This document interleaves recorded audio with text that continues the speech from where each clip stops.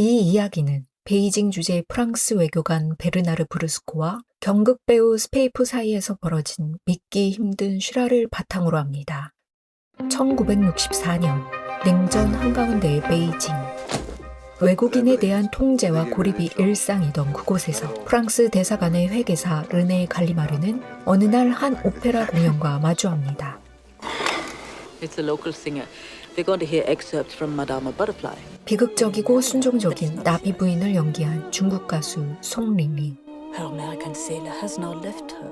그녀의 모습에 깊이 압도되는 르네. 공연이 끝난 뒤 Mademoiselle Song, it was a beautiful performance. Thank you. You made me see the beauty of the story, of her death. It's pure sacrifice. He's not worthy of it, but what can she do? She loves him so much. The submissive Oriental woman and the cruel white man. To a Westerner. The point is, it's the music, not the story.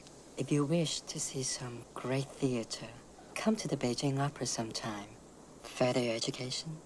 그렇게 호련히 자리를 떠난 송. The Chinese are an incredibly arrogant people. Do you know that Chinese hate Madame Butterfly? They hate it because the white man gets the girl.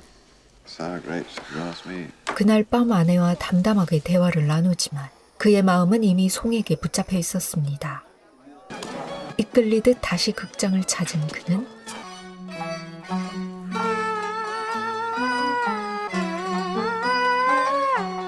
결국 분장실까지 발걸음을 옮깁니다. So you are an adventurous imperialist. Well, I thought it was time to continue my education. Be a gentleman, will you, and let me say. The Oriental woman has always held a certain fascination for you Caucasian men. But that fascination is imperialist. Or so you tell me. Sometimes it is also mutual. 송은 아무렇지 않게 집을 알려주고 돌아서고 The process of education. 그는 그 신비로운 매혹 속으로 한 발 더 깊이 들어섭니다. 그리고 다음 날 밤 그녀를 다시 찾아간 르네. There is an element of danger to your present. I'm slightly afraid of scandal. What are we doing that's scandalous? Where I come from, that would hardly be construed as... What I do, pouring the tea for you now, it has implications. 송은 마음을 흘리듯 내비치면서도 정작 그가 다가오자 그를 밀어냅니다. My home before. Please, go now. If I go now, what assurance will you have that I'll ever return? You are cruel. It's not a case of trying to prove anything. I'm just doing my job. 사실 그는 사회적으로 고립되어 있는 인물이고 We'll break all your pencils in half. 남편으로서도 존재감이 약한 남자였죠. 그렇기에 스스로를 낮추고 순종하는 듯한 송의 모습은 그를 더 쉽게 깊이 끌어당깁니다. Did we fight? 그녀에게서 밀려난 뒤 일부러 거리를 두었던 그는 It has been 6 weeks since we last met. 그녀의 편지를 통해 비로소 그 마음을 확신하게 됩니다. But always, I seem to miss you. 마침 그날 Has been trying to locate you for the past half hour. We are going to be doing a lot more intelligence gathering. I want you to replace Le Bon. 그는 부영사로 승진합니다. 일전에 보고한 중국에 대한 분석이 설득력을 얻으며 인정받게 된 것이죠. 직장에서의 인정과 송을 향한 확신을 동시에 얻은 그는 곧바로 송에게로 향합니다. Are you my butterfly? I have 그는 송이 자신의 앞에서 부끄러움을 드러내는 존재, 즉 자신이 상상하던 이상적인 동양 여성의 완성이라는 확신에 사로잡혀 달려온 것입니다. I've never. Please let me keep my clothes on. Modesty is so important to the Chinese. 그녀의 부탁을 동양 여성 특유의 문화로 받아들이는 르네. 그렇게 두 사람은 금단의 사랑을 시작합니다. Why did you choose a poor Chinese? not like a boy, like a young innocent. 르네는 그 관계 속에서 그녀 개인의 태도를 국가 전체의 성향으로 받아들이기 시작하고 But the Oriental will always submit to the greater force. 그 사이에서 흘러나온 국가기밀은 송을 통해 공산당에 넘어갑니다. Vietnam. The Americans plan to increase troop strength. 사실 송은 중국 공산당의 유능한 스파이였고 치밀한 위장을 위해 여성 잡지를 보며 여성을 만들어내던 남자였습니다. 그래서 송은 빛을 피하고 끝내 자신의 몸을 드러내지 않았던 것이죠. 하지만 어느 날 술에 취한 르네는 그 선을 넘으려 합니다. I thought you understood my modesty. I thought you respected my shame. I'm not what you think I am. 결국 르네의 요구를 받아주는 송. 그때 Renee, I'm pregnant. Oh, butterfly. Save you and protect you. You have saved my life. 그렇게 상황을 모면한 송은 친정에서 아이를 낳아야 한다는 관습을 내세워 베이징을 떠납니다. I need a baby. A Chinese baby with blonde hair. The fanatical student movement. 그렇게 떠난 사이 베이징은 문화 대혁명에 휩싸이고 홍위병이 거리를 장악하며 외국 세력의 추방을 외칩니다. The expulsion of all foreigners from China. It is therefore incumbent upon all Western diplomatic. 그런 격변 속에서 송이 아기와 무사히 베이징으로 돌아오자 Your son. Look. 울컥하는 르네. Oh, butterfly. I want you to marry me, butterfly.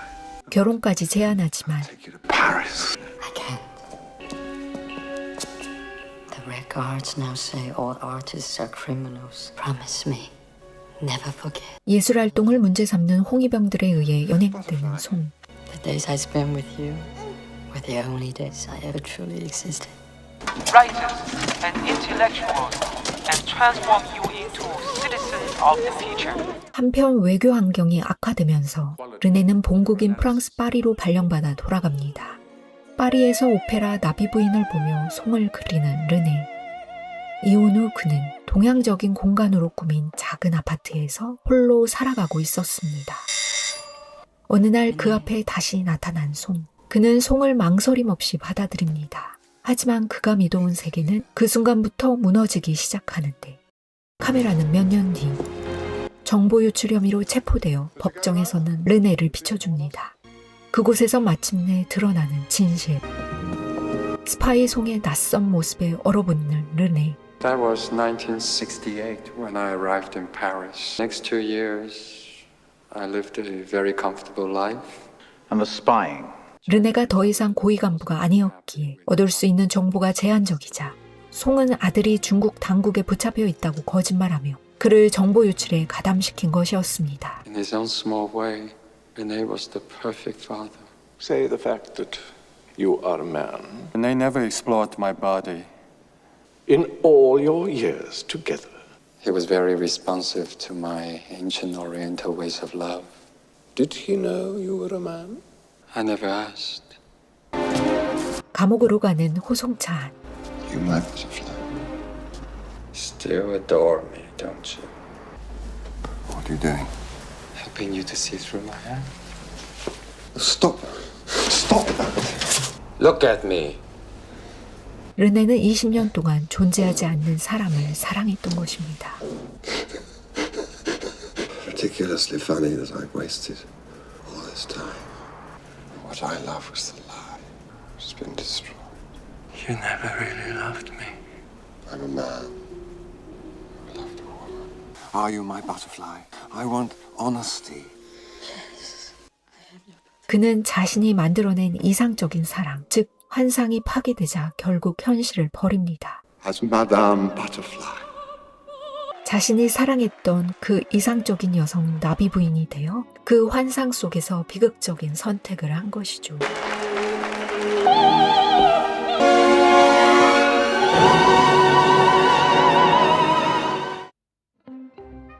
사랑의 시작은 때로 상대가 아닌 내가 보고 싶은 모습에서 시작되기도 합니다. 그 환상이 깨진 뒤에도 그 사람을 있는 그대로 마주하려 한다면 우리는 그것을 사랑이라고 부를 수 있을 겁니다. 하지만 르네는 끝내 환상 속에서 파멸을 선택했습니다. 그의 선택은 사랑이었을까요? 아니면 끝내 놓지 못한 욕망이었을까요? 이 이야기는 프랑스 외교관 베르나르와 경극 배우 스페이프의 실제 사건을 바탕으로 합니다. 두 사람은 1986년 간첩 혐의로 함께 유죄 판결을 받았고 프랑스와 중국의 관계 개선 과정에서 사면되었습니다.